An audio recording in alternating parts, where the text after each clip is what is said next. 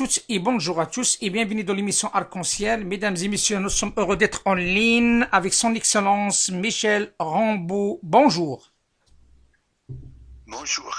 Bon- bonjour et bienvenue dans l'émission Arc-en-Ciel. Il faut bien préciser à notre auditoire que Monsieur Michel Rambaud, un ancien ambassadeur qui a servi notamment dans le monde arabe et en Afrique, il est actuellement conférencier en relations internationales à Paris et écrivain de plusieurs ouvrages. Dans un premier temps, Excellence, comment vous évaluez ce coup d'État militaire au Mali? Bah écoutez, des coups d'État militaires, il y en a un petit peu partout, pas seulement sur le continent africain d'ailleurs, mais c'est pas ça ce qui manque, mais sur le continent africain, c'est vrai qu'il y en a eu pas mal, mais globalement, c'est un coup d'État qui est un petit peu paradoxal et on voit toutes les ambiguïtés de l'événement, en ce sens que le président Keïta, qui a été démissionné, il a été démissionné, mais bon, Dieu merci, ça s'est passé, disons, à peu près paisiblement. On est venu l'arrêter, il a démissionné, on l'a mis en arrêt un petit peu en résidence surveillée, puis au bout de très très peu de temps, il a été autorisé à se réfugier, mais ce qui est déjà un premier symbole en ce qui le concerne, disons, du côté des Émirats à Abu Dhabi. Abu Dhabi. C'est là qu'il se fait soigner, soi-disant. Alors il a peut-être besoin de se remettre de ses émotions, c'est exact. Mais on voit bien que le coup d'État, des 5 colonels, qui ont pris le pouvoir, ça a été réglé comme du papier à musique, et s'est déroulé sans trop d'heures, et qu'il a bénéficié dans un premier temps d'un large enthousiasme populaire, parce que je crois que le président Keïta, comme beaucoup d'autres présidents en Afrique, finalement, avait tendance à, avoir comme devise, une fois que je suis au pouvoir, j'y suis et j'y reste. Et donc, finalement, était devenu assez impopulaire, bien qu'il ait bénéficié du soutien de ce qu'on appelle la communauté internationale, entre guillemets. J'y reviendrai, mais enfin bon, je le dis maintenant, pour moi, la communauté internationale, entre guillemets, c'est un peu une escroquerie, disons, de vocabulaire, une escroquerie politique et géopolitique, c'est-à-dire que ça désigne en gros l'Occident et tous ces appendices, ces excroissances en organisation, ses partisans, etc., etc. Ça ne représente pas la communauté des nations, mais la communauté, ça représente quelques grands pays occidentaux et toutes les institutions internationales qu'ils inspirent et où ils exercent le contrôle. Alors, pour l'Afrique, la CEDEAO en fait partie, l'Union africaine en fait partie, en grosso modo, je caricature un peu, mais enfin, bon, et les Nations Unies, bien évidemment, et tous les organismes, la MINUSMA, etc., en ce qui concerne le Mali.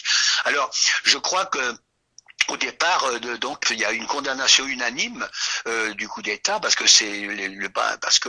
la CEDEAO finalement c'est un club de chefs d'État et donc les chefs d'État ne pouvaient qu'être inquiets de voir l'un des leurs qui assistait, qui participait à leur réunion, disons être dégagé comme ça aussi rapidement et aussi facilement. Et c'est vrai que c'était pas très très encourageant.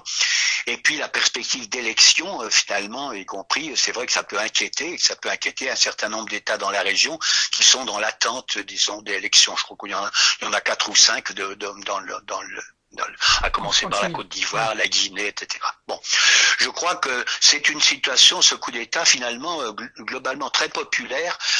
Finalement, il aurait pu bénéficier du soutien de quelques partis d'opposition, mais ces partis d'opposition, en quelque sorte, ils semblent avoir été kidnappés par des forces qui existent sur le terrain au Mali depuis longtemps, c'est-à-dire des forces islamistes, des mouvements islamistes. Je dis bien pas musulmans, mais islamistes, c'est-à-dire politiques.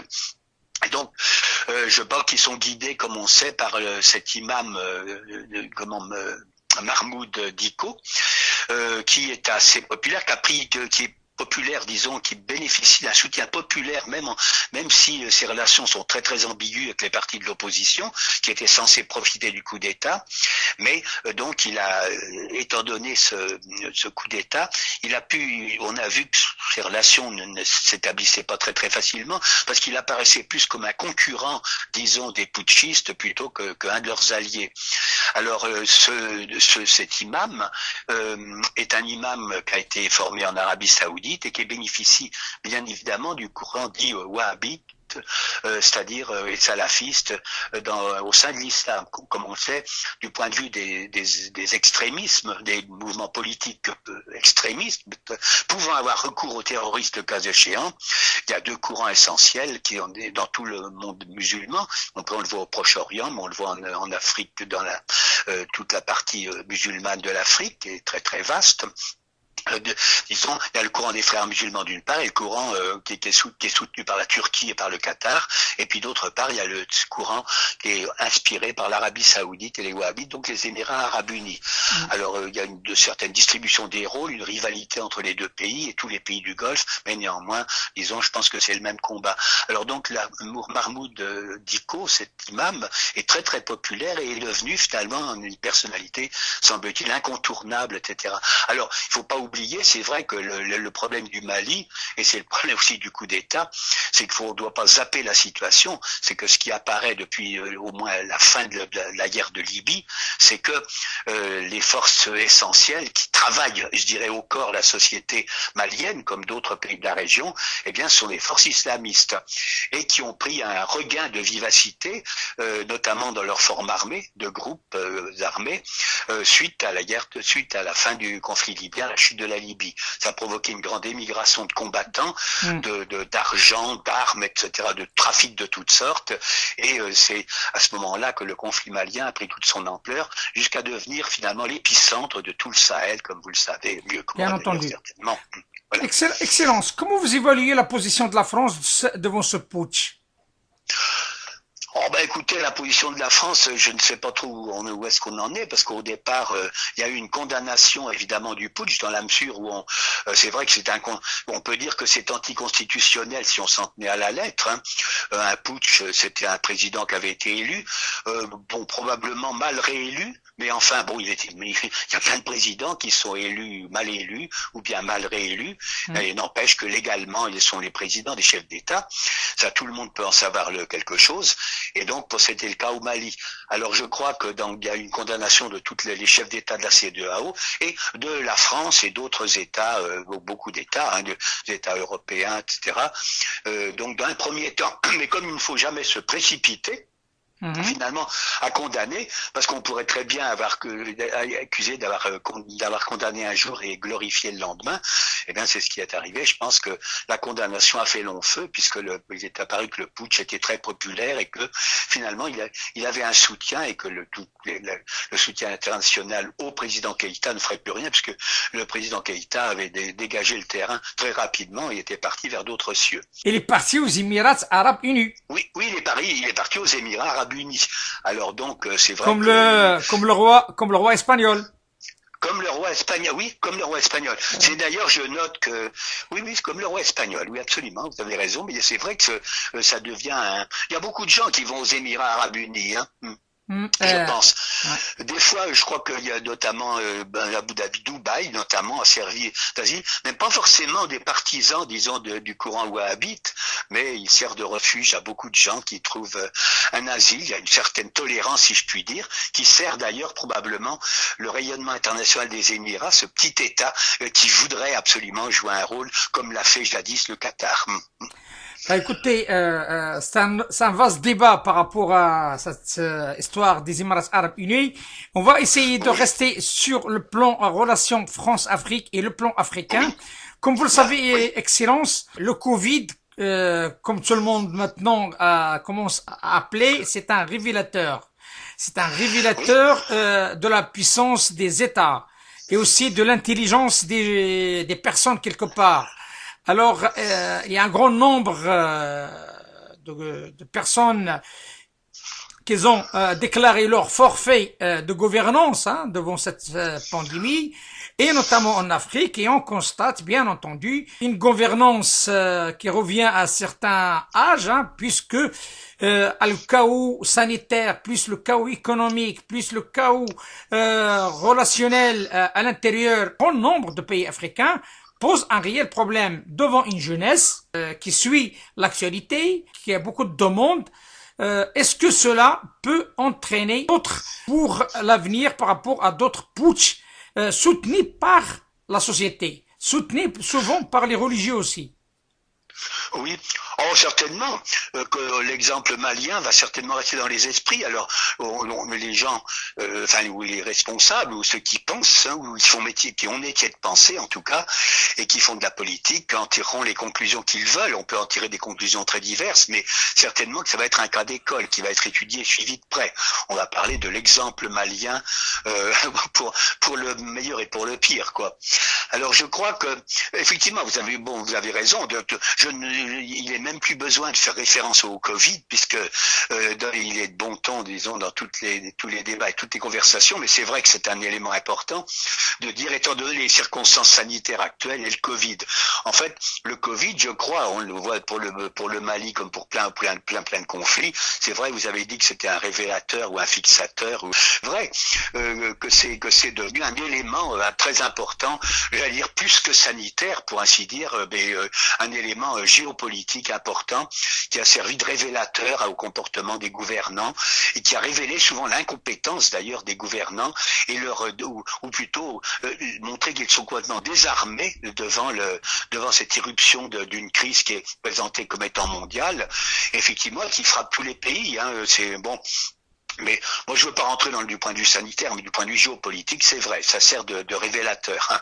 Alors, on doit dire que jusqu'à présent, le continent africain n'est pas parmi les plus frappés quand même. Hein. Dieu merci, je sais pas, je connais pas l'avenir, j'en sais rien, je ne suis pas un spécialiste, ni de l'avenir, ni des maladies, ni du sanitaire. Mais ce que je sais, c'est qu'en tout cas, c'est quelque chose qui a été utilisé beaucoup dans le monde hein, depuis maintenant 6 mois, depuis le début de cette année, même plus de 6 mois.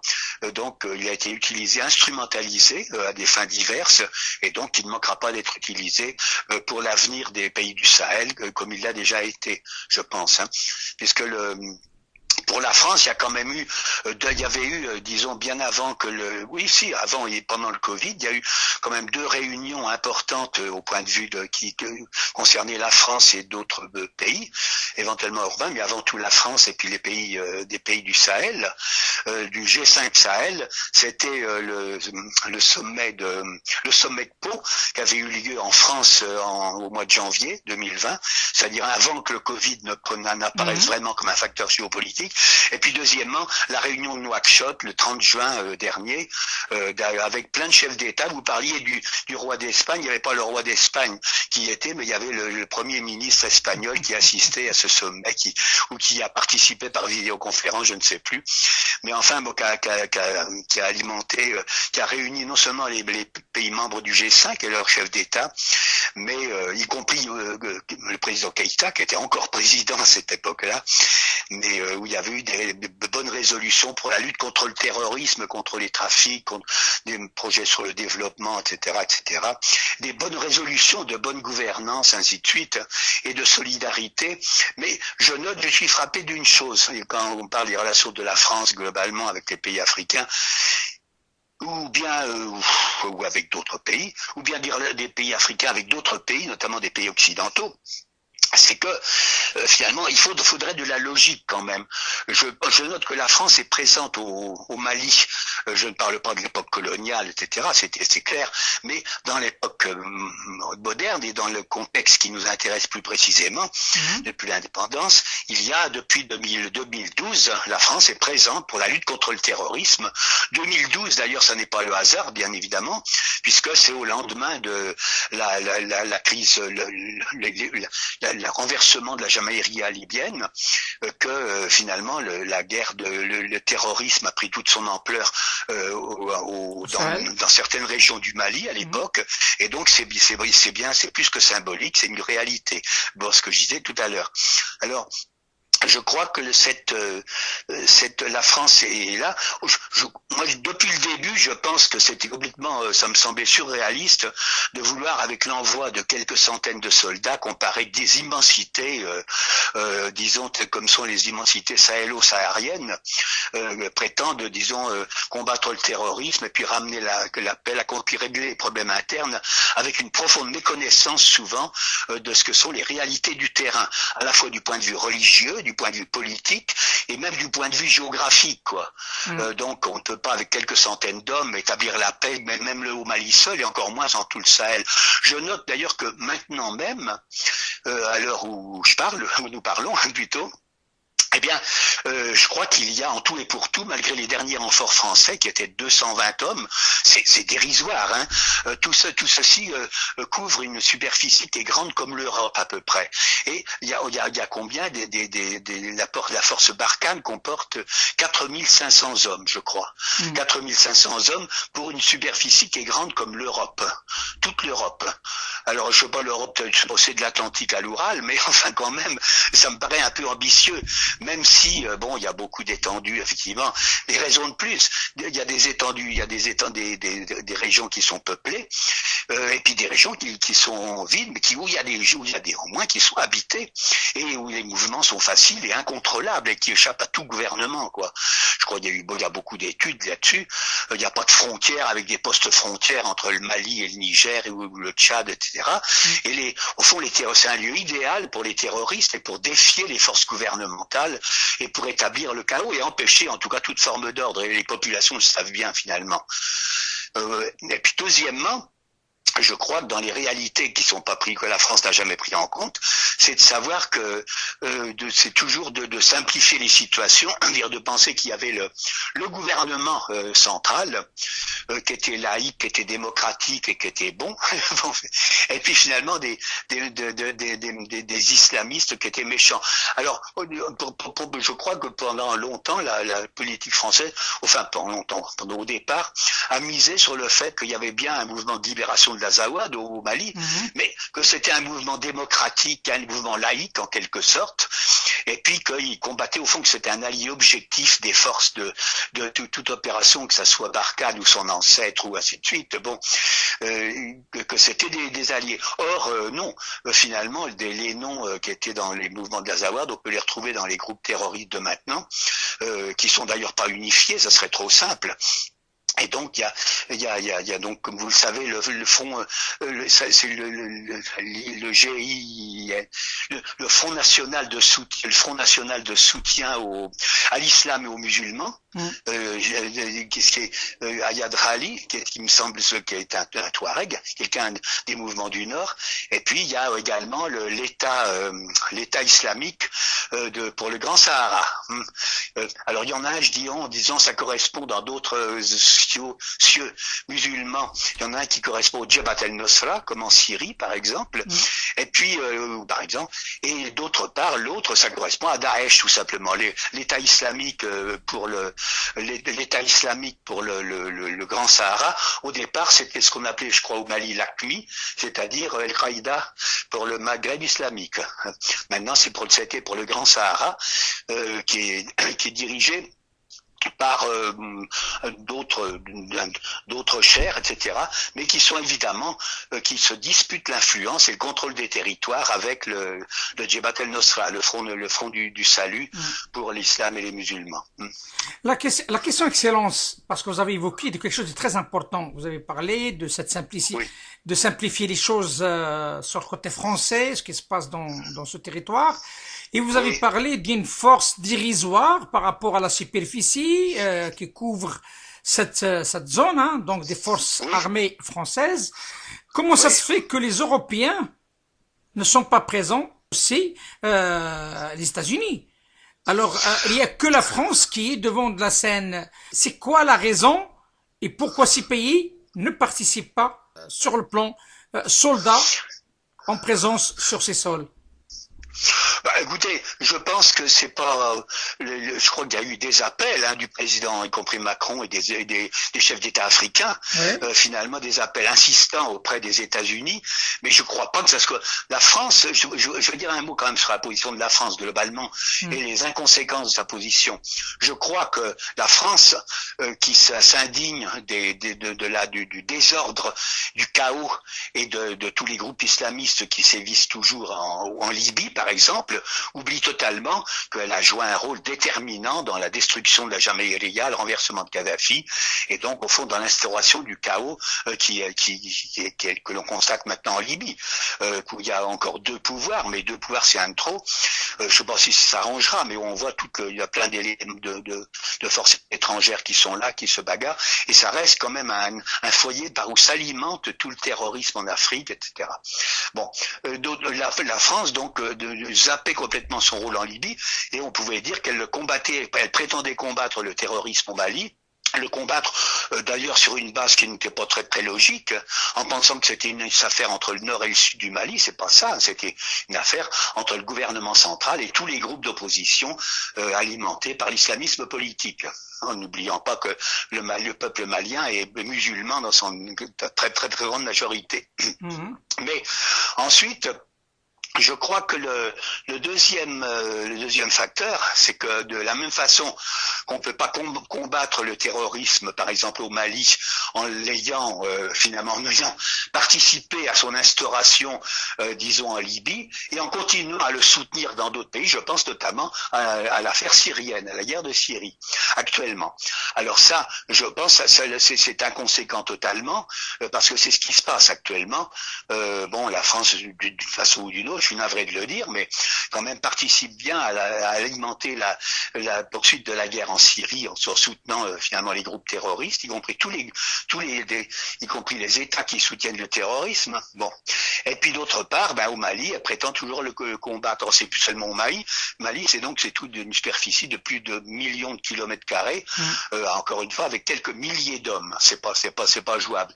Et puis d'un point de vue logique, évidemment, c'est pas un procès d'intention, on fera remarquer globalement que pour la pays du cartésianisme et de la logique, sinon des droits de l'homme, eh bien il y a quelque chose de paradoxal à avoir se baser sur un raisonnement qui ne tient pas vraiment debout, puisqu'on dit je fais ceci ici, mais ailleurs c'est autre chose, c'est complètement différent parce que j'en ai ainsi décidé, quoi. C'est ça. C'est quoi selon vous l'intérêt de ce paradoxe? Est-ce que peut-on dire comme quoi on est rentré dans ce qu'on appelle la géopolitique par foyer? On n'est plus dans ce qu'on appelle une géopolitique globale avec un concept, avec un principe qui s'applique sur l'ensemble des foyers dans le monde, ou bien on va commencer à traiter cas par cas, ok avec celui-là, contre l'autre dans un autre foyer. Écoutez, vous avez parfaitement résumé la situation. Je crois que finalement, c'est malheureusement mais c'est la tactique, je dirais, de plusieurs pays occidentaux, de tous les occidentaux dans la période actuelle, de vouloir que quand ils le veulent, chaque problème soit un problème spécifique, séparé, qui n'a pas de relation avec les autres. Et par exemple, on s'efforcera de séparer la question libanaise de la question syrienne. Ça ne gêne personne. De même, on a séparé la question malienne de la question libyenne. Ça ne semblait gêner personne, du moins en Occident. Et quand je parle de l'Occident, je parle de la France, mais je parle également de l'Amérique. Alors, pour la France, je pense que c'est peut-être des manquements au cartésianisme, ou un truc pour préserver son influence dans ce qui fut jadis son précaré.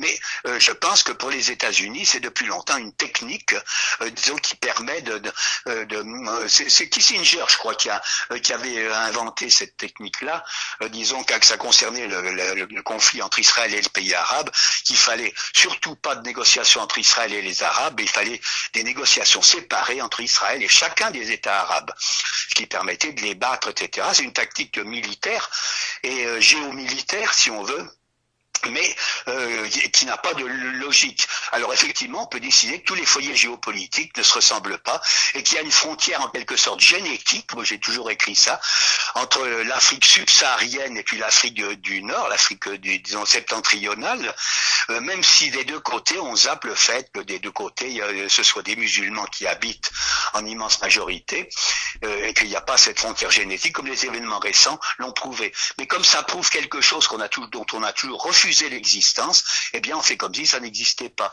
Je crois que le déni d'établir un lien entre ce qui se passe au Sahel et ce qui peut se passer plus au nord ou bien plus à l'est, eh bien c'est typique de la pensée, je dirais, occidentale moderne, c'est-à-dire tout ce qu'on ne veut pas voir, eh bien on ne le voit pas. Et on fait comme si ça n'existait pas et on le dénie. On ne réfute même pas, c'est-à-dire on l'ignore totalement. De mon point de vue, c'est ça. Alors quant à la communauté internationale, je pense que les pays concernés, c'est-à-dire les pays du G5, les pays qui sont directement concernés, et leur voisinage d'ailleurs, hein, les pays les pays de l'Afrique septentrionale, les pays qui appartiennent à la Ligue arabe par exemple, eh bien je crois que il y a un paradoxe, mais c'est vrai souvent pour les. Il y a longtemps que je le dis, que je l'ai écrit, et je suis pas profondément convaincu, ça me frappe tout le temps, de voir que ces appels à la communauté internationale, entre guillemets, encore une fois, c'est-à-dire c'est un appel à l'Occident, et que finalement on peut pas en même demander des financements, demander l'aide, demander du secours, demander des hommes, des conseillers, un appui politique, un appui diplomatique, un appui militaire, un appui économique, un appui sanitaire contre même le Covid, tout en réclamant le droit après de se plaindre des ingérences de l'Occident. Parce que, évidemment, si on demande à quelqu'un d'aider, on peut pressentir que dans tous les cas de figure, l'aide ne va pas être gratuite et qu'il y a une contrepartie à payer. Alors quand cette contrepartie à payer, elle est demandée et proposée sur un plateau, eh bien, à ceux qui demandent, ceux qui la demandent, eh bien alors c'est parfait pour celui qui peut prodiguer de l'aide. D'ailleurs, si peu, on dit il est bien bon de le faire. Alors il est bien bon de m'envoyer quelques centaines de soldats pour combattre le terrorisme. On voudrait que ça soit plus. On demande un peu. J'ai vu ça par exemple, le sommet de Nouakchott, demander l'annulation de la dette extérieure, demander davantage de troupes étrangères finalement, que ça soit des Nations Unies et la MINUSMA, qui au passage est restée totalement inactive devant le coup d'État qui a eu lieu à Bamako, alors que c'était dans son rôle de soutenir finalement les gouvernements en place. Mais la MINUSMA et toutes les organisations finalement n'ont pas joué leur rôle tel que c'était conçu. Mais pour les pays africains, ils continuent à faire, je dirais, appel, mais avec insistance. Alors là, notamment à la France et aux États-Unis. Alors notamment, ce sont bien les deux pays qui ont une idée en tête en ce qui concerne la politique africaine. La France pour des raisons historiques, et puis les États-Unis également, pas seulement sur l'Afrique, d'ailleurs sur tous les pays de la planète. Il y a que tout ce qui peut instaurer le désordre, le chaos et la division finalement dans le monde est bon pour l'Amérique, parce que c'est comme ça qu'elle instaure sa domination. Alors ça c'est vrai pour l'Afrique, pour le Moyen-Orient, pour le Proche-Orient, pour l'Extrême-Orient, pour l'Amérique latine, enfin pour l'Europe, pour tous les pays de la planète. Quel rôle peuvent jouer la Russie et la Chine devant telle situation? Je vois justement bien que il est vrai que le Covid a fait apparaître notamment la perte quand même il y a quelque chose qui est vrai, c'est que depuis une dizaine d'années, depuis 2011 très exactement, je pense que l'ordre mondial a changé, l'équilibre, comme je crois que je l'ai déjà dit à votre antenne, de mon point de vue, c'est-à-dire que face à l'Amérique, Israël et ses alliés, et leurs alliés, les États occidentaux, et bien il y a la Chine, la montée en puissance ou la remontée en puissance irrésistible de la Chine, de la Russie, mais de pays comme l'Iran et d'autres, ce qu'on appelle l'axe de la résistance, avec des pays d'Amérique latine comme le Venezuela, Cuba, etc., etc. Alors, je crois que ça c'est une évidence. Seulement, il faut être présent. C'est pas un ordre nouveau qui est établi encore. C'est un ordre qui est en train de s'établir. Et je crois que il y a, comme on sait, une puissance en déclin comme le sont les États-Unis, est une puissance dangereuse, parce que, comme disait je ne sais plus qui, un agonisant qui est en train de mourir, il ne se laisse pas mourir, et tant qu'il a encore de la vitalité, il peut devenir fort dangereux, Eh bien, je crois que c'est le cas des États-Unis, on le voit bien, qui ont une capacité de nuisance extraordinaire.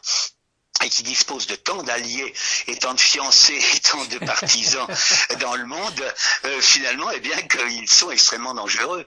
Et ils peuvent avoir une capacité de nuisance dans tous les pays. On a l'impression que rien n'a changé, mais or si, tout a changé. Mais on doit remarquer que la Chine et la Russie, pour ne parler que de ces deux pays, sont extrêmement prudents.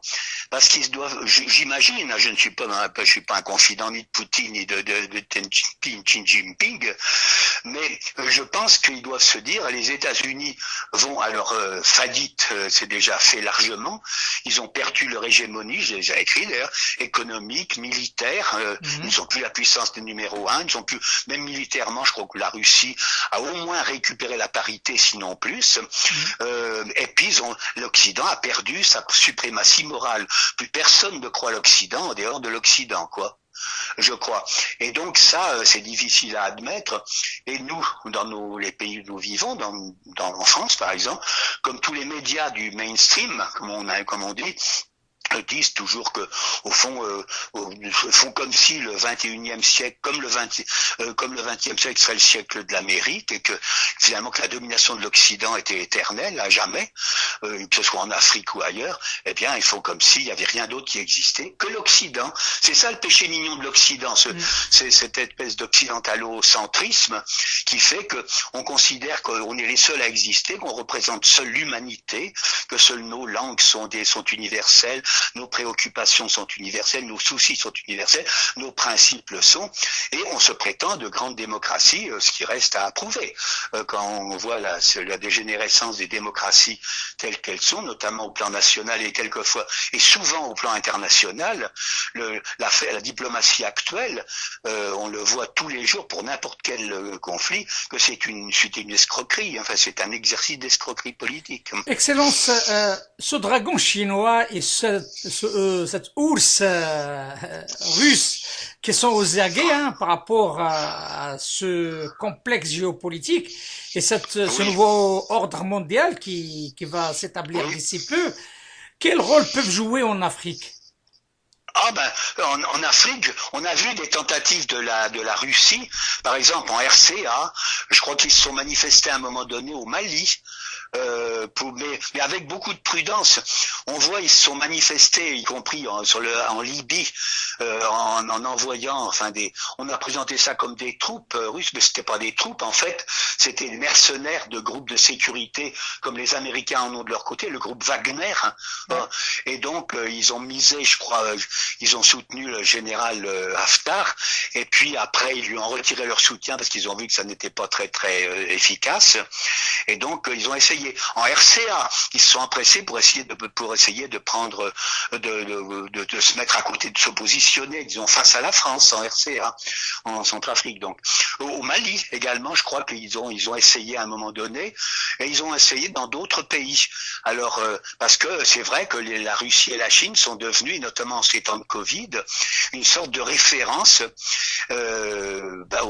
Disons, ça sert comme on veut pas trop être en tête à tête avec les États-Unis, on appelle Moscou et Pékin, et mais ils sont censés venir. Alors ils viennent quelquefois, mais je crois qu'ils sont extrêmement prudents encore, et je note que dans ces affaires du Sahel, ils sont très très prudents. Ils doivent se penser, je crois, avec raison, que la situation est trop insaisissable et trop mouvante, et que les perspectives sont trop incertaines pour s'engager dans quelque chose qui pourrait être des catastrophes, comme l'Afghanistan jadis pour l'URSS, ou etc., quoi. Excellence, une dernière question, si vous le permettez, concernant un pays que vous connaissez, où vous avez opéré dans le temps, c'est la Mauritanie. Oui. Je crois que vous suivez l'actualité de la Mauritanie. La Mauritanie, il y a un changement de président, il y a des conflits avec l'ancien président, il y a une implication assez importante, voire flagrante, des Émirats arabes unis dans ce pays, sur le plan religieux comme sur le plan économique. Il y a une instabilité sur la région parce que sont limitrophes avec le Sahel, mais aussi sont limitrophes avec le sud du Maroc.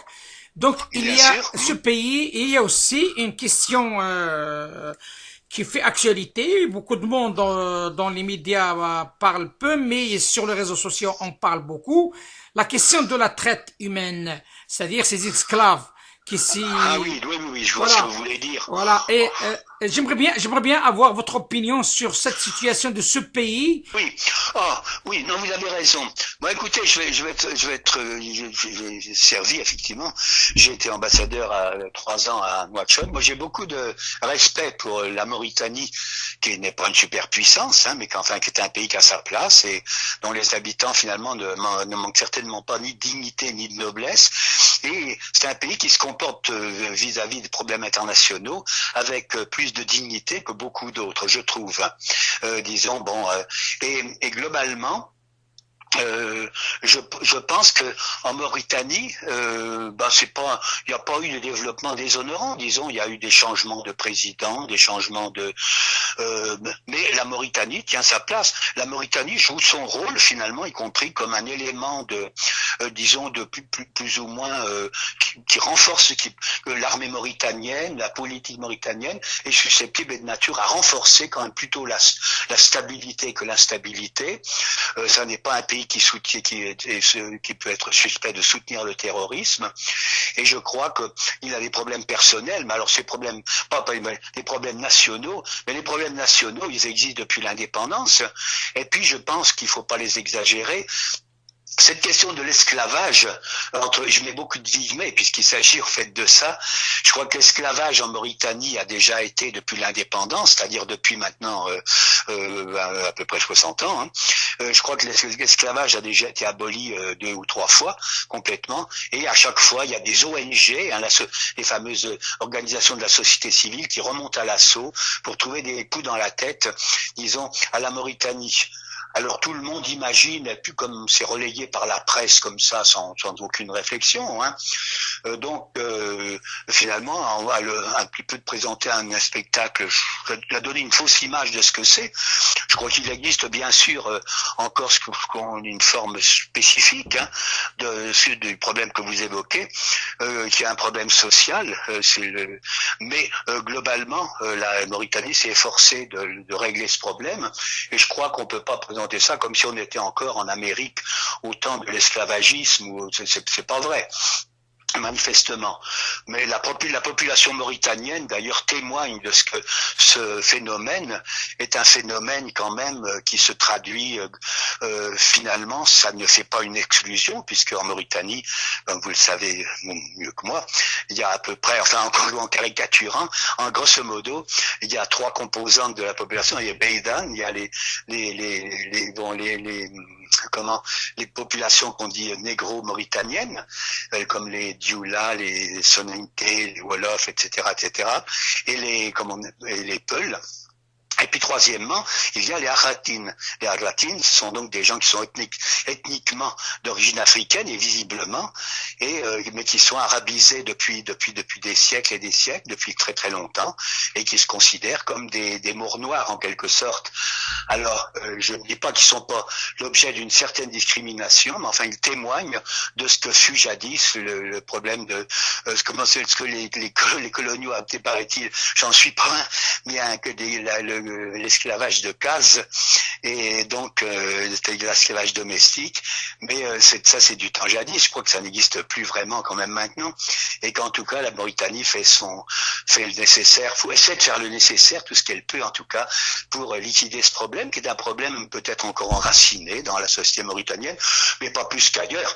Finalement, l'exploitation de l'homme par l'homme et de la femme par la femme, j'allais dire, n'est pas le privilège de tel ou tel État. Bon, Dieu sait que dans les pays industrialisés, toutes ces questions-là sont des questions sur lesquelles on devrait être extrêmement prudent, parce que on a suffisamment de choses à dire sur ce qui existe chez nous et dans nos climats. C'est infiniment Excellence par rapport à cet éclairage qui est Oui. concentré sur le Sahel et aussi sur le Mali. Je vous dis à très bientôt. Sachez-le que vous êtes la bienvenue, comme vous le souhaitez, par rapport à cette émission, l'émission Arc-en-Ciel. Merci beaucoup, cher ami. Merci. Et merci de m'avoir invité. Merci à vous, Excellence. J'aime beaucoup parler dans votre émission, Je répondre vous aux en prie, questions. je vous en prie, c'est un honneur pour Allez, nous. bonjour à Merci. vos auditeurs. Merci infiniment. Au revoir, Allez, Excellence. à bientôt, au Au revoir. revoir.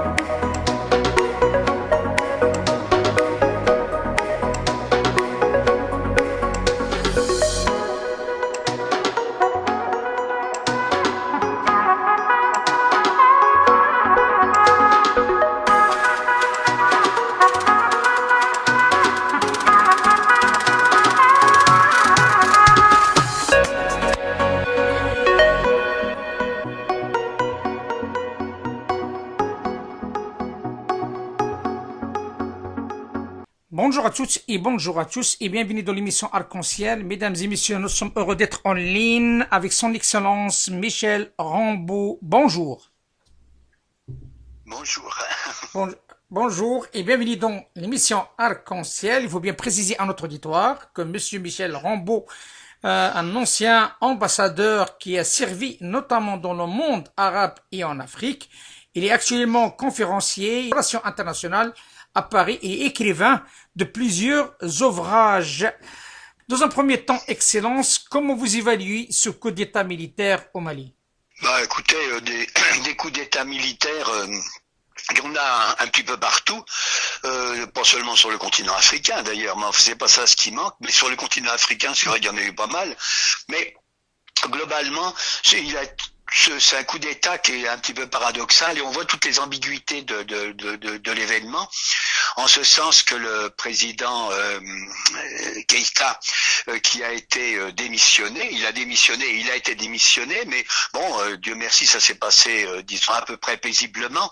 On est venu l'arrêter, il a démissionné, on l'a mis en arrêt un petit peu en résidence surveillée, puis au bout de très très peu de temps, il a été autorisé à se réfugier, mais ce qui est déjà un premier symbole en ce qui le concerne, disons, du côté des Émirats à Abu Dhabi. C'est là qu'il se fait soigner, soi-disant. Alors il a peut-être besoin de se remettre de ses émotions, c'est exact. Mais on voit bien que le coup d'État, des 5 colonels, qui ont pris le pouvoir, ça a été réglé comme du papier à musique, et s'est déroulé sans trop d'heures, et qu'il a bénéficié dans un premier temps d'un large enthousiasme populaire, parce que je crois que le président Keïta, comme beaucoup d'autres présidents en Afrique, finalement, avait tendance à, avoir comme devise, une fois que je suis au pouvoir, j'y suis et j'y reste. Et donc, finalement, était devenu assez impopulaire, bien qu'il ait bénéficié du soutien de ce qu'on appelle la communauté internationale, entre guillemets. J'y reviendrai, mais enfin bon, je le dis maintenant, pour moi, la communauté internationale, entre guillemets, c'est un peu une escroquerie, disons, de vocabulaire, une escroquerie politique et géopolitique, c'est-à-dire que ça désigne en gros l'Occident et tous ces appendices, ces excroissances en organisation, ses partisans, etc., etc. Ça ne représente pas la communauté des nations, mais la communauté, ça représente quelques grands pays occidentaux et toutes les institutions internationales qu'ils inspirent et où ils exercent le contrôle. Alors, pour l'Afrique, la CEDEAO en fait partie, l'Union africaine en fait partie, en grosso modo, je caricature un peu, mais enfin, bon, et les Nations Unies, bien évidemment, et tous les organismes, la MINUSMA, etc., en ce qui concerne le Mali. Alors, je crois que au départ, donc, il y a une condamnation unanime du coup d'État parce que la CEDEAO finalement c'est un club de chefs d'État et donc les chefs d'État ne pouvaient qu'être inquiets de voir l'un des leurs qui participait à leur réunion, disons, être dégagé comme ça aussi rapidement et aussi facilement. Et c'est vrai que c'était pas très très encourageant. Et puis la perspective d'élection, finalement, y compris, c'est vrai que ça peut inquiéter un certain nombre d'États dans la région qui sont dans l'attente, disons, d'élections. Je crois qu'il y en a 4 ou 5 à commencer par la Côte d'Ivoire, la Guinée, etc. Bon, je crois que c'est une situation, ce coup d'État, finalement, globalement très populaire. Finalement, il aurait pu bénéficier du soutien de quelques partis d'opposition, mais ces partis d'opposition, en quelque sorte, ils semblent avoir été kidnappés par des forces qui existent sur le terrain au Mali depuis longtemps, c'est-à-dire des forces islamistes, des mouvements islamistes, je dis bien pas musulmans, mais islamistes, c'est-à-dire politiques. Et donc, je pense qu'ils sont guidés, comme on sait, par cet imam, Mahmoud Dicko, qui est assez populaire, qui est populaire, disons, qui bénéficie d'un soutien populaire, même si ces relations sont très très ambiguës avec les partis de l'opposition, qui étaient censés profiter du coup d'État. Mais donc, étant donné ce coup d'État, on a vu que ces relations ne s'établissaient pas très très facilement, parce qu'il apparaissait plus comme un concurrent, disons, des putschistes plutôt qu'un de leurs alliés. Alors, cet imam est un imam qui a été formé en Arabie Saoudite et qui bénéficie bien évidemment du courant dit wahhabite, wahhabites, c'est-à-dire et salafistes au sein de l'islam, comme on le sait, du point de vue des extrémismes, des mouvements politiques extrémistes, pouvant avoir recours aux terroristes le cas échéant. Il y a deux courants essentiels qui ont dans tout le monde musulman. On le voit au Proche-Orient, mais on le voit en Afrique, dans toute la partie musulmane de l'Afrique, qui est très très vaste. Disons, il y a le courant des frères musulmans d'une part, et le courant qui est soutenu par la Turquie et par le Qatar, et puis d'autre part, il y a le courant qui est inspiré par l'Arabie Saoudite et les Wahhabites, donc les Émirats Arabes Unis. Alors, il y a de certaines distributions des rôles, une rivalité entre les deux pays et tous les pays du Golfe, mais néanmoins, disons, je pense que c'est le même combat. Alors donc, Mahmoud Dicko, cet imam, est très très populaire et est devenu finalement une personnalité, semble-t-il, incontournable, etc. Alors, il faut pas oublier, c'est vrai que le problème du Mali, et c'est le problème aussi du coup d'État, c'est qu'il ne doit pas zapper la situation, c'est que ce qui apparaît depuis au moins la fin de la guerre de Libye, c'est que les forces essentielles qui travaillent, je dirais, au corps la société malienne, comme d'autres pays de la région, eh bien, sont les forces islamistes, et qui ont pris un regain de vivacité, notamment dans leur forme armée, de groupes armés, suite à la fin du conflit libyen, la chute de la Libye. Ça a provoqué une grande émigration de combattants, d'argent, d'armes, etc., de trafic de toutes sortes. Et c'est à ce moment-là que le conflit malien a pris toute son ampleur, jusqu'à devenir finalement l'épicentre de tout le Sahel, comme vous le savez mieux que moi. Bien entendu. Certainement. Voilà. Excellence, comment vous évaluez la position de la France devant ce putsch? Oh ben écoutez, la position de la France, je ne sais pas trop où est-ce qu'on en est, parce qu'au départ, il y a eu une condamnation évidemment du putsch, dans la mesure où c'est vrai que on peut dire que c'est anticonstitutionnel si on s'en tenait à la lettre. Hein. Un putsch, c'était un président qui avait été élu, probablement mal réélu, mais enfin bon, il y a plein de présidents qui sont mal élus ou bien mal réélus, et n'empêche que légalement ils sont les présidents des chefs d'État. Ça, tout le monde peut en savoir quelque chose. Et donc, c'était le cas au Mali. Alors, je crois que il y a une condamnation de tous les chefs d'État de la CEDEAO et de la France et d'autres États, beaucoup d'États, des États européens, etc. Donc, dans un premier temps, mais comme il ne faut jamais se précipiter, finalement à condamner, parce qu'on pourrait très bien avoir accusé d'avoir condamné un jour et glorifié le lendemain. Eh bien, c'est ce qui est arrivé. Je pense que la condamnation a fait long feu, puisque il est apparu que le putsch était très populaire et que finalement il avait un soutien, et que le soutien international au président Keïta ne ferait plus rien, puisque le président Keïta avait dégagé le terrain très rapidement et était parti vers d'autres cieux. Il est parti aux Émirats Arabes Unis. Oui, il est parti aux Émirats Arabes Unis. Alors donc, c'est vrai comme le roi espagnol. Comme le roi espagnol, oui, comme le roi espagnol. C'est d'ailleurs, je note que, oui, comme le roi espagnol, oui, absolument, vous avez raison, mais c'est vrai que ça devient il y a beaucoup de gens qui vont aux Émirats Arabes Unis, hein. Je pense. Des fois, je crois qu'il y a notamment Abu Dhabi, Dubaï, notamment, a servi d'asile, mais pas forcément des partisans, disons, du courant wahhabite, mais il sert de refuge à beaucoup de gens qui trouvent un asile. Il y a une certaine tolérance, si je puis dire, qui sert d'ailleurs probablement le rayonnement international des Émirats, ce petit État qui voudrait absolument jouer un rôle, comme l'a fait jadis le Qatar. Écoutez, c'est un vaste débat par rapport à cette histoire des Émirats Arabes Unis. On va essayer de rester sur le plan relation France-Afrique et le plan africain. Comme vous le savez, Excellence, le Covid, comme tout le monde maintenant commence à appeler, c'est un révélateur. C'est un révélateur de la puissance des États et aussi de l'intelligence des personnes quelque part.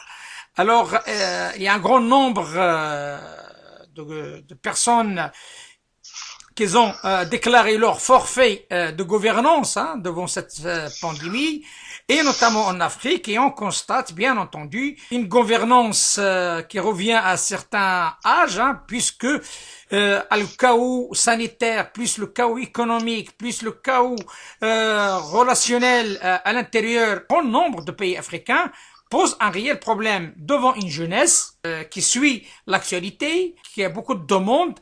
Est-ce que cela peut entraîner d'autres pour l'avenir par rapport à d'autres putschs soutenus par la société, soutenus souvent par les religieux aussi?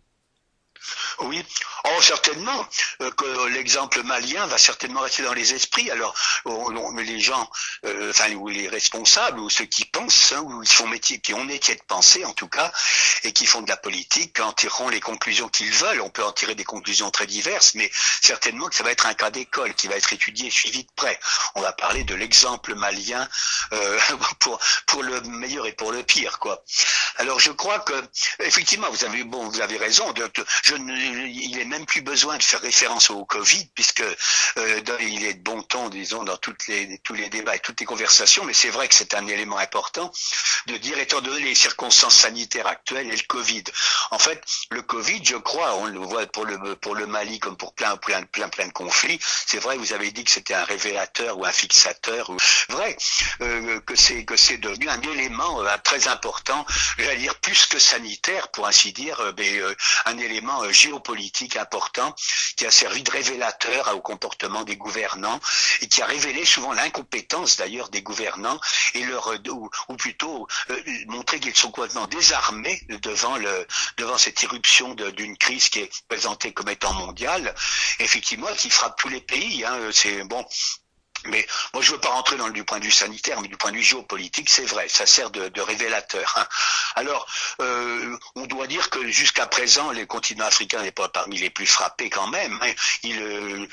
Dieu merci, je sais pas, je connais pas l'avenir, j'en sais rien, je ne suis pas un spécialiste, ni de l'avenir, ni des maladies, ni du sanitaire. Mais ce que je sais, c'est qu'en tout cas, c'est quelque chose qui a été utilisé beaucoup dans le monde hein, depuis maintenant 6 mois, depuis le début de cette année, même plus de 6 mois. Donc, il a été utilisé, instrumentalisé à des fins diverses, et donc il ne manquera pas d'être utilisé pour l'avenir des pays du Sahel, comme il l'a déjà été, je pense. Hein, puisque pour la France, il y a quand même il y avait eu, disons, bien avant que avant et pendant le Covid, il y a eu quand même 2 réunions importantes au point de vue qui concernaient la France et d'autres pays, éventuellement européens, mais avant tout la France et puis les pays des pays du Sahel, du G5 Sahel. C'était le sommet de Pau qui avait eu lieu en France au mois de janvier 2020, c'est-à-dire avant que le Covid n'apparaisse vraiment comme un facteur géopolitique. Et puis deuxièmement, la réunion de Nouakchott le 30 juin dernier, avec plein de chefs d'État. Vous parliez du roi d'Espagne, il n'y avait pas le roi d'Espagne qui y était, mais il y avait le premier ministre espagnol qui assistait à ce sommet, qui a participé par vidéoconférence, je ne sais plus. Mais enfin, qui a alimenté, qui a réuni non seulement les pays membres du G5 et leurs chefs d'État, mais y compris le président Keïta, qui était encore président à cette époque-là, mais où il y avait eu des bonnes résolutions pour la lutte contre le terrorisme, contre les trafics, contre des projets sur le développement, etc., etc. Des bonnes résolutions de bonne gouvernance, ainsi de suite, et de solidarité. Mais je suis frappé d'une chose, quand on parle des relations de la France globalement avec les pays africains, ou bien ou avec d'autres pays, ou bien dire des pays africains avec d'autres pays, notamment des pays occidentaux, c'est que finalement il faudrait de la logique quand même. Je note que la France est présente au Mali. Je ne parle pas de l'époque coloniale, etc. C'est clair, mais dans l'époque moderne et dans le contexte qui nous intéresse plus précisément, depuis l'indépendance, il y a depuis 2012, la France est présente pour la lutte contre le terrorisme. 2012, d'ailleurs, ça n'est pas le hasard, bien évidemment, puisque c'est au lendemain de la crise, le renversement de la Jamaïria libyenne, que finalement la guerre le terrorisme a pris toute son ampleur dans certaines régions du Mali à l'époque, et donc c'est plus que symbolique, c'est une réalité. Bon, ce que je disais tout à l'heure. Alors, je crois que la France est là. Moi, depuis le début, je pense que c'était complètement, ça me semblait surréaliste de vouloir, avec l'envoi de quelques centaines de soldats, comparer des immensités, disons, comme sont les immensités sahélo-sahariennes, prétendent, disons, combattre le terrorisme et puis ramener la paix, régler les problèmes internes, avec une profonde méconnaissance souvent de ce que sont les réalités du terrain, à la fois du point de vue religieux, du point de vue politique et même du point de vue géographique, quoi. Donc, on ne peut pas, avec quelques centaines d'hommes, établir la paix, même au Mali seul, et encore moins en tout le Sahel. Je note d'ailleurs que maintenant même, à l'heure où où nous parlons plutôt, eh bien, je crois qu'il y a en tout et pour tout, malgré les derniers renforts français qui étaient 220 hommes, c'est dérisoire. Hein. Tout ceci couvre une superficie qui est grande comme l'Europe à peu près. Et il y a combien la force Barkhane comporte 4500 hommes, je crois. 4500 hommes pour une superficie qui est grande comme l'Europe, toute l'Europe. Alors, je sais pas, l'Europe, c'est de l'Atlantique à l'Oural, mais enfin quand même, ça me paraît un peu ambitieux. Même si, bon, il y a beaucoup d'étendues, effectivement, des raisons de plus. Il y a des étendues, il y a des régions qui sont peuplées, et puis des régions qui sont vides, mais où il y a des au moins qui sont habitées, et où les mouvements sont faciles et incontrôlables, et qui échappent à tout gouvernement, quoi. Je crois qu'il y a beaucoup d'études là-dessus. Il n'y a pas de frontières avec des postes frontières entre le Mali et le Niger, ou le Tchad, etc. Et au fond, c'est un lieu idéal pour les terroristes et pour défier les forces gouvernementales et pour établir le chaos et empêcher en tout cas toute forme d'ordre. Et les populations le savent bien finalement. Et puis deuxièmement, je crois que dans les réalités qui sont pas prises, que la France n'a jamais pris en compte, c'est de savoir que c'est toujours de simplifier les situations, dire de penser qu'il y avait le gouvernement central qui était laïque, qui était démocratique et qui était bon, et puis finalement des islamistes qui étaient méchants. Alors, je crois que pendant longtemps la politique française, enfin pendant au départ, a misé sur le fait qu'il y avait bien un mouvement de libération de l'Azawad au Mali, mais que c'était un mouvement démocratique, un mouvement laïque en quelque sorte, et puis qu'il combattait au fond que c'était un allié objectif des forces de toute opération, que ça soit Barkhane ou son ancêtre ou ainsi de suite, bon, que c'était des alliés. Or, non, finalement, les noms qui étaient dans les mouvements de l'Azawad, on peut les retrouver dans les groupes terroristes de maintenant, qui sont d'ailleurs pas unifiés, ça serait trop simple. Et donc il y a donc, comme vous le savez, le front, c'est le GI, le Front national de soutien, à l'islam et aux musulmans, qui est Ayad Rali, qui me semble qui est un Touareg, quelqu'un des mouvements du Nord.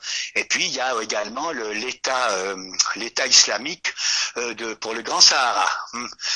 Alors il y en a un, je dis en disant ça correspond dans d'autres cieux musulmans. Il y en a un qui correspond au Jabhat el-Nosra, comme en Syrie par exemple. Et puis par exemple, et d'autre part l'autre, ça correspond à Daesh tout simplement.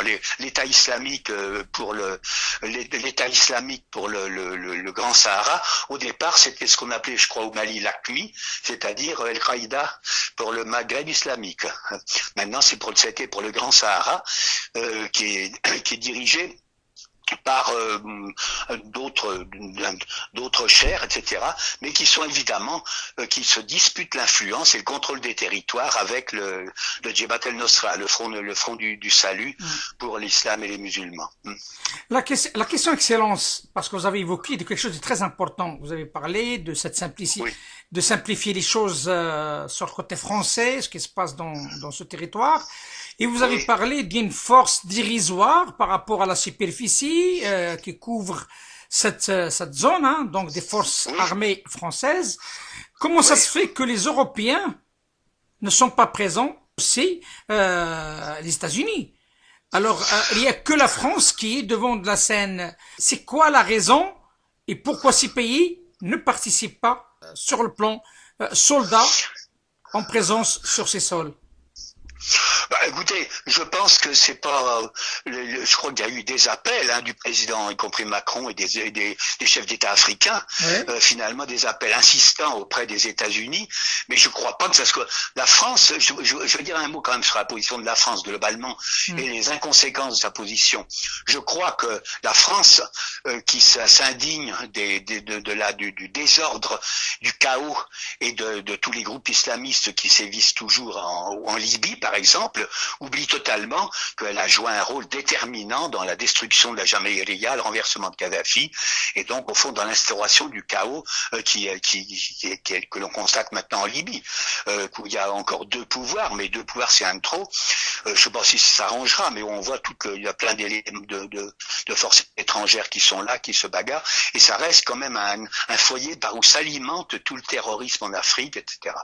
Bon, la France donc zappait complètement son rôle en Libye, et on pouvait dire qu'elle prétendait combattre le terrorisme au Mali, le combattre d'ailleurs sur une base qui n'était pas très logique, en pensant que c'était une affaire entre le nord et le sud du Mali. C'est pas ça, c'était une affaire entre le gouvernement central et tous les groupes d'opposition alimentés par l'islamisme politique. En n'oubliant pas que le peuple malien est musulman dans son très grande majorité.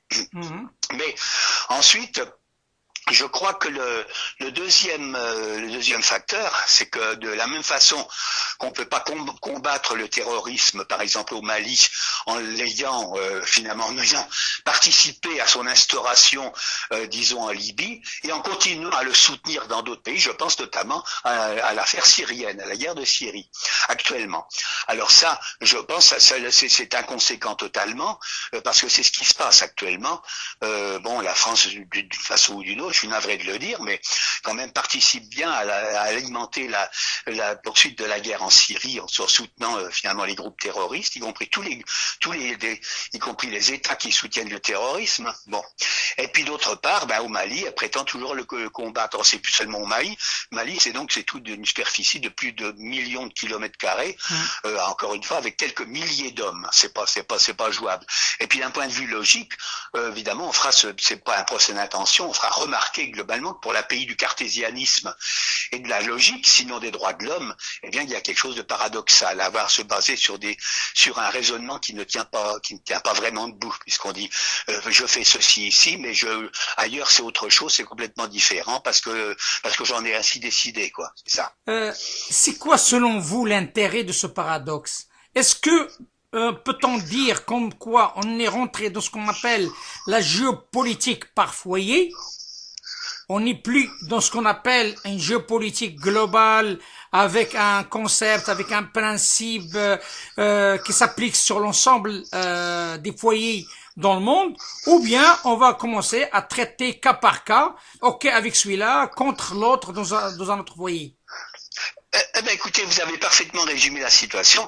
Je crois que finalement, c'est malheureusement mais c'est la tactique, je dirais, de plusieurs pays occidentaux, de tous les occidentaux dans la période actuelle, de vouloir que quand ils le veulent, chaque problème soit un problème spécifique, séparé, qui n'a pas de relation avec les autres. Et par exemple, on s'efforcera de séparer la question libanaise de la question syrienne. Ça ne gêne personne. De même, on a séparé la question malienne de la question libyenne. Ça ne semblait gêner personne, du moins en Occident. Et quand je parle de l'Occident, je parle de la France, mais je parle également de l'Amérique. Alors, pour la France, je pense que c'est peut-être un des manquements au cartésianisme, ou un truc pour préserver son influence dans ce qui fut jadis son précaré. Mais je pense que pour les États-Unis, c'est depuis longtemps une technique, disons, qui permet c'est Kissinger, je crois, qui avait inventé cette technique-là. Disons que ça concernait le conflit entre Israël et les pays arabes, qu'il fallait surtout pas de négociations entre Israël et les Arabes, mais il fallait des négociations séparées entre Israël et chacun des États arabes, ce qui permettait de les battre, etc. C'est une tactique militaire et géomilitaire, si on veut, mais qui n'a pas de logique. Alors effectivement, on peut décider que tous les foyers géopolitiques ne se ressemblent pas et qu'il y a une frontière en quelque sorte génétique, moi j'ai toujours écrit ça, entre l'Afrique subsaharienne et puis l'Afrique du Nord, l'Afrique disons septentrionale, même si des deux côtés on zappe le fait que des deux côtés ce soit des musulmans qui habitent en immense majorité et qu'il n'y a pas cette frontière génétique comme les événements récents l'ont prouvé. Mais comme ça prouve quelque chose dont on a toujours refusé refuser l'existence, eh bien on fait comme si ça n'existait pas. Je crois que le déni d'établir un lien entre ce qui se passe au Sahel et puis ce qui peut se passer plus au nord ou bien plus à l'est, eh bien c'est typique de la pensée, je dirais, occidentale moderne, c'est-à-dire tout ce qu'on ne veut pas voir, eh bien on ne le voit pas. Et on fait comme si ça n'existait pas et on le dénie. On ne réfute même pas, c'est-à-dire on l'ignore totalement. De mon point de vue, c'est ça. Alors quant à la communauté internationale, je pense que les pays concernés, c'est-à-dire les pays du G5, les pays qui sont directement concernés, et leur voisinage d'ailleurs, hein, les pays les pays de l'Afrique septentrionale, les pays qui appartiennent à la Ligue arabe, par exemple, eh bien, je crois que il y a un paradoxe, mais c'est vrai souvent pour il y a longtemps que je le dis, que je l'écris, et je suis pas profondément convaincu, ça me frappe tout le temps, de voir que ces appels à la communauté internationale, entre guillemets, encore une fois, c'est un appel à l'Occident, et que finalement, on peut pas en même demander des financements, demander l'aide, demander du secours, demander des hommes, des conseillers, un appui politique, un appui diplomatique, un appui militaire, un appui économique, un appui sanitaire contre même le Covid, tout en réclamant le droit après de se plaindre des ingérences de l'Occident. Parce que, évidemment, si on demande à quelqu'un d'aider, on peut pressentir que dans tous les cas de figure, l'aide ne va pas être gratuite et qu'il y a une contrepartie à payer. Alors quand cette contrepartie à payer, elle est demandée et proposée sur un plateau, eh bien à ceux qui demandent, ceux qui la demandent, eh bien alors c'est parfait pour celui qui peut prodiguer de l'aide. D'ailleurs, si peu, on dit il est bien bon de le faire. Alors il est bien bon de m'envoyer quelques centaines de soldats pour combattre le terrorisme. On voudrait que ça soit plus. On demande un peu. J'ai vu ça par exemple, le sommet de Nouakchott, demander l'annulation de la dette extérieure, demander davantage de troupes étrangères finalement, que ça soit des Nations Unies et la MINUSMA, qui au passage est resté totalement inactive devant le coup d'État qui a eu lieu à Bamako, alors que c'était dans son rôle de soutenir finalement les gouvernements en place. Mais la MINUSMA et toutes les organisations finalement n'ont pas joué leur rôle tel que c'était conçu. Mais pour les pays africains, ils continuent à faire, je dirais, appel, mais avec insistance. Alors là, notamment à la France et aux États-Unis. Alors notamment, ce sont bien les deux pays qui ont une idée en tête en ce qui concerne la politique africaine. La France pour des raisons historiques, et puis les États-Unis également, pas seulement sur l'Afrique, d'ailleurs sur tous les pays de la planète. Il y a que tout ce qui peut instaurer le désordre, le chaos et la division finalement dans le monde est bon pour l'Amérique, parce que c'est comme ça qu'elle instaure sa domination. Alors ça c'est vrai pour l'Afrique, pour le Moyen-Orient, pour le Proche-Orient, pour l'Extrême-Orient, pour l'Amérique latine, enfin pour l'Europe, pour tous les pays de la planète. Quel rôle peuvent jouer la Russie et la Chine devant telle situation? Je vois justement bien que il est vrai que le Covid a fait apparaître notamment la perte quand même il y a quelque chose qui est vrai, c'est que depuis une dizaine d'années, depuis 2011 très exactement, je pense que l'ordre mondial a changé, l'équilibre, comme je crois que j'ai déjà dit à votre antenne, de mon point de vue, c'est-à-dire que face à l'Amérique, Israël et ses alliés, et leurs alliés, les États occidentaux, et bien il y a la Chine, la montée en puissance ou la remontée en puissance irrésistible de la Chine, de la Russie, mais de pays comme l'Iran et d'autres, ce qu'on appelle l'axe de la résistance, avec des pays d'Amérique latine comme le Venezuela, Cuba, etc., etc. Alors, je crois que ça c'est une évidence. Seulement, il faut être présent. C'est pas un ordre nouveau qui est établi encore. C'est un ordre qui est en train de s'établir. Et je crois que il y a, comme on sait, une puissance en déclin comme le sont les États-Unis, est une puissance dangereuse, parce que, comme disait je ne sais plus qui, un agonisant qui est en train de mourir, il ne se laisse pas mourir, et tant qu'il a encore de la vitalité, il peut devenir fort dangereux, quoi. Eh bien, je crois que c'est le cas des États-Unis, on le voit bien, qui ont une capacité de nuisance extraordinaire, et qui disposent de tant d'alliés et tant de fiancés et tant de partisans dans le monde, finalement, eh bien qu'ils sont extrêmement dangereux. Et ils peuvent avoir une capacité de nuisance dans tous les pays. On a l'impression que rien n'a changé, mais or si, tout a changé. Mais on doit remarquer que la Chine et la Russie, pour ne parler que de ces deux pays, sont extrêmement prudents. parce qu'ils doivent, j'imagine, je ne suis pas, je suis pas un confident ni de Poutine ni de Xi Jinping, mais je pense qu'ils doivent se dire, les États-Unis vont à leur faillite, c'est déjà fait largement, ils ont perdu leur hégémonie, je l'ai déjà écrit d'ailleurs, économique, militaire, ils ne sont plus la puissance numéro un, ils ne sont plus, même militairement, je crois que la Russie a au moins récupéré la parité, sinon plus, et puis l'Occident a perdu sa suprématie morale. Plus personne ne croit l'Occident en dehors de l'Occident, quoi. Je crois. Et donc ça, c'est difficile à admettre. Et nous, dans les pays où nous vivons, en France par exemple, comme tous les médias du mainstream, comme on dit, disent toujours que, au fond, font comme si le 21e siècle, comme le 20e siècle serait le siècle de l'Amérique, et que finalement que la domination de l'Occident était éternelle, à jamais, que ce soit en Afrique ou ailleurs. Eh bien, ils font comme s'il y avait rien d'autre qui existait que l'Occident. C'est ça le péché mignon de l'Occident, c'est cette espèce d'occidentalocentrisme qui fait que on considère qu'on est les seuls à exister, qu'on représente seule l'humanité, que seules nos langues sont universelles, nos préoccupations sont universelles, nos soucis sont universels, nos principes le sont, et on se prétend de grande démocratie, ce qui reste à approuver.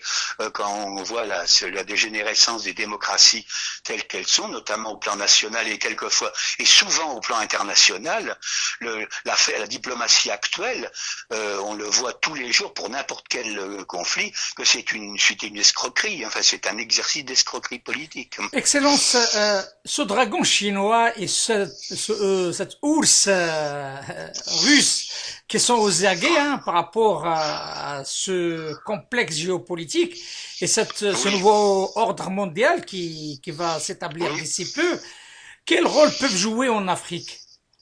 Ah ben, en Afrique, on a vu des tentatives de la Russie, par exemple en RCA, je crois qu'ils se sont manifestés à un moment donné au Mali, mais avec beaucoup de prudence.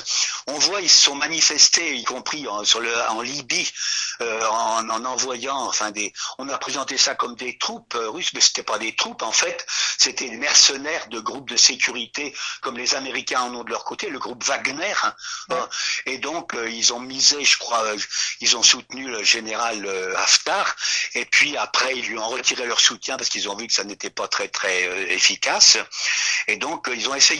En RCA, ils se sont empressés pour essayer de prendre, de se mettre à côté, de se positionner, disons, face à la France en RCA, en Centrafrique. Donc, au Mali également, je crois qu'ils ont essayé à un moment donné, et ils ont essayé dans d'autres pays.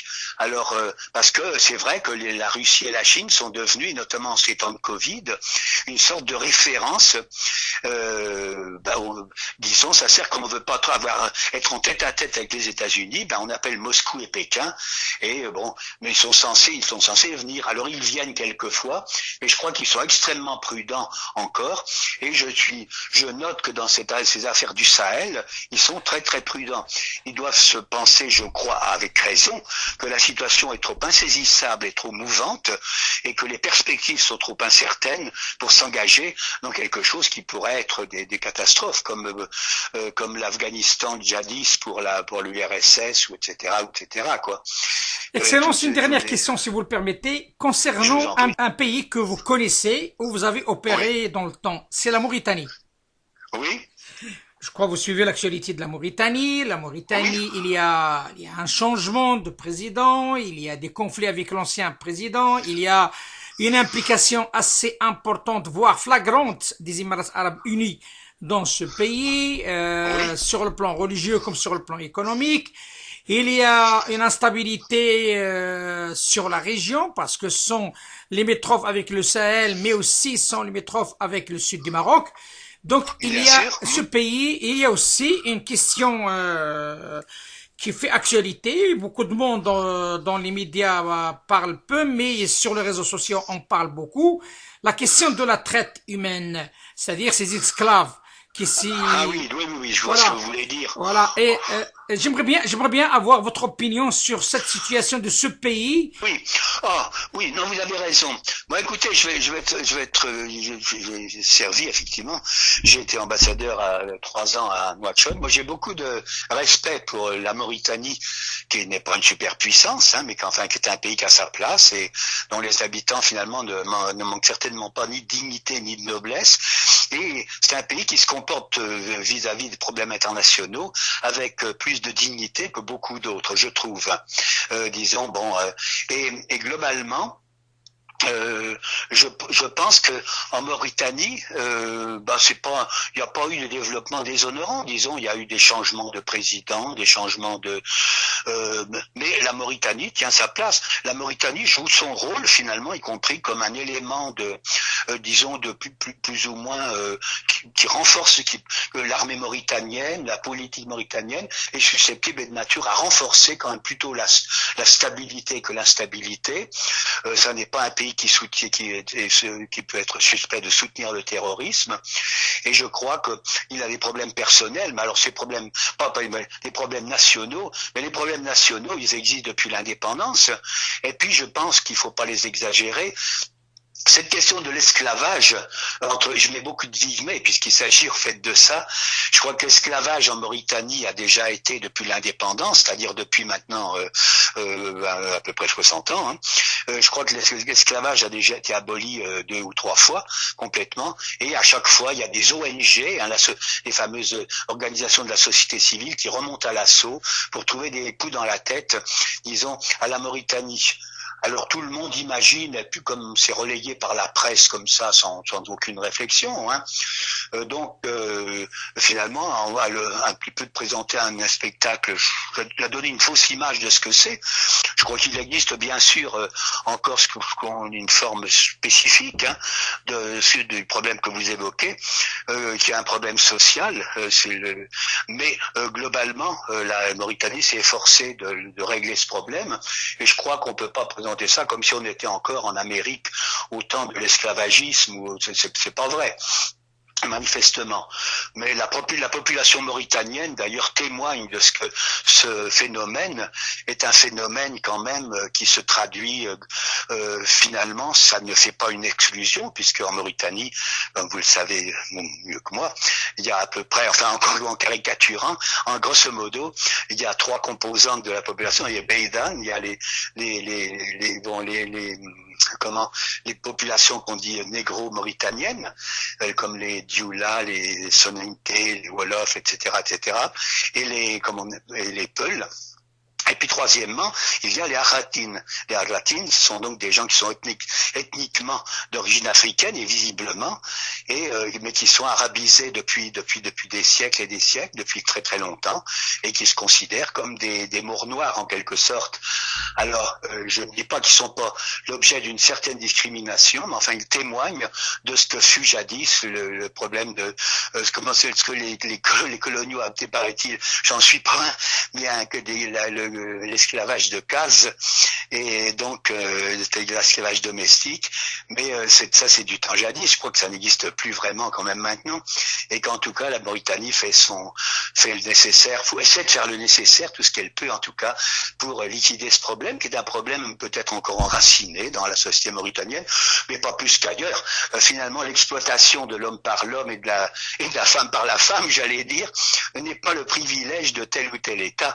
Mon Dieu sait que dans les pays industrialisés, toutes ces questions-là sont des questions sur lesquelles on devrait être extrêmement prudent, parce que on a suffisamment de choses à dire sur ce qui existe chez nous et dans nos climats. C'est infiniment Excellence par rapport à cet éclairage qui est concentré sur le Sahel et aussi sur le Mali. Je vous dis à très bientôt. Sachez-le que vous êtes la bienvenue, comme vous le souhaitez, par rapport à cette émission, l'émission Arc-en-Ciel. Merci beaucoup, cher ami. Merci. Et merci de m'avoir invité. Merci à vous, Excellence. J'aime beaucoup parler dans votre émission. Je vous en prie, c'est un honneur pour nous. Bonjour à vos auditeurs. Merci infiniment. Au revoir, Excellence. Allez, à bientôt, au revoir. Au revoir.